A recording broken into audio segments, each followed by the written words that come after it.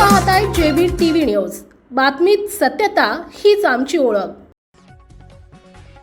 अतिवृष्टीचा शिंदखेड्याला तडाखा, शेतांमध्ये पाणीच पाणी, कपाशीचं पीक पाण्याखाली, शेतकरी पुन्हा चिंतेत।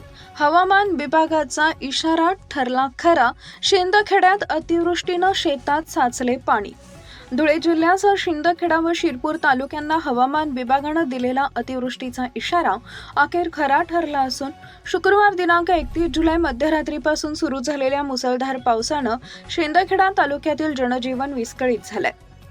सतत कोसळणाऱ्या पावसामुळे तालुक्यातील काही शेतांमध्ये पाणी साचले असून कपाशीसह खरीप पिके पाण्याखाली गेल्यानं शेतकरी मोठ्या चिंतेत सापडला आहे।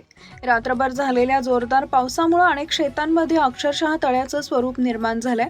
पाण्याचा निचरा न झाल्यानं कपाशीच्या पिकांना मोठा फटका बसण्याची भीती व्यक्त केली जाते।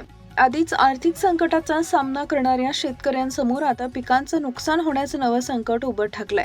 हवामान विभागानं धुळे जिल्ह्यासह शिंदखेडा आणि शिरपूर तालुक्यांना अतिवृष्टीचा इशारा दिला होता। त्यानुसार प्रशासनानं सतर्कतेचा इशारा दिला असतानाच रात्रीपासून पावसाचा जोर वाढल्यानं अनेक ठिकाणी पाणी साचलंय। काही ठिकाणी शेतरस्तेही पाण्याखाली गेल्यानं शेतकऱ्यांना शेतात पोहोचणं कठीण झालंय।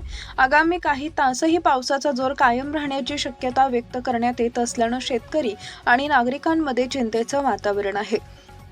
प्रशासनानं नागरिकांना सतर्क राहण्याचं आवाहन केलं असून नदी नाल्यांच्या परिसरात जाणे टाळावे, तसेच आवश्यक ती खबरदारी घ्यावी असं आवाहन करण्यात आलंय।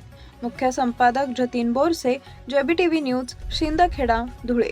आपल्या परिसरातील महत्त्वाच्या बातम्या पाहण्यासाठी आजच आमच्या जेबी टीव्ही न्यूज चॅनलला YouTube वर सबस्क्राईब करा आणि बेल आयकॉन प्रेस करा।